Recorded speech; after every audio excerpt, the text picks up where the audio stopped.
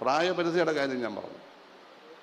ഞാനതിന് എതിരൊന്നുമല്ല, ഞാനും കൈപൊക്കിയതാണ്, എനിക്കതിന് എതിരെയില്ല, അഭിപ്രായവ്യത്യാസവുമില്ല. പക്ഷേ അതുണ്ടാക്കുന്ന പ്രശ്നങ്ങളാണ് ഞാൻ പറഞ്ഞത് ഭാവിയിൽ. അപ്പോൾ കഴിഞ്ഞ തവണ ജസ്റ്റ് പ്രായപരിധി കഴിഞ്ഞ് നിൽക്കാറുണ്ടായില്ല, അദ്ദേഹത്തെ ഞങ്ങൾ മുഖ്യമന്ത്രിയാക്കി. കാരണം വേറെ ആളില്ല, അദ്ദേഹമേ ഉള്ളൂ. അപ്പോൾ അങ്ങനെ സന്ദർഭം വരാം, നാളെയും വരാം. അപ്പോൾ പിന്നെ ഈ പരിധി അവിടെ പ്രയോഗിച്ചില്ലല്ലോ. അപ്പോൾ ശരിക്കും പറഞ്ഞാൽ പണ്ടൊക്കെ നമ്മൾ ചെയ്യുന്ന പോലെ രാഷ്ട്രീയ പാർട്ടികളുടെ ഇച്ഛാശക്തിക്ക് വിടുക. അത് കമ്മിറ്റിയില്ലേ, സ്റ്റേറ്റ് ലെവലിലോ സെൻട്രൽ ലെവലിലോ ഒക്കെ കമ്മിറ്റിയാണ്. ആ കമ്മിറ്റിക്ക് ഇതുവരെ കമ്മിറ്റിയല്ലേ തീരുമാനിക്കും. ഒരു കുഴപ്പമുണ്ടായില്ലല്ലോ. അതായിരിക്കും കുറച്ചുകൂടെ നല്ലതെന്ന് നോക്കാം. അപ്പോൾ പ്രായത്തിൻ്റെ അടിസ്ഥാനത്തിൽ ഒരു മുഖ്യമന്ത്രിയെയോ ഒരു പ്രധാനമന്ത്രിയോ നിശ്ചയിക്കാൻ പറ്റില്ല.